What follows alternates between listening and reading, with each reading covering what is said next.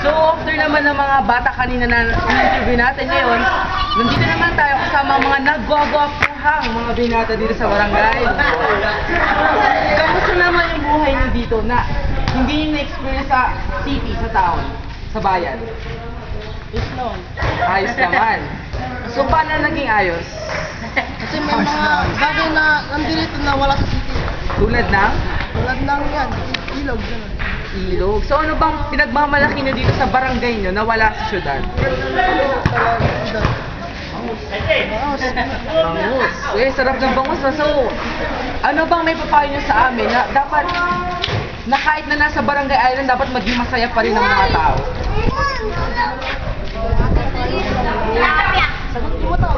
Ayaw mo, ano mo? Kung dito kayo titira, marami kayong mabubuhay kayo dito kahit wala kayong Sa anak buhay. simpleng paraan lang.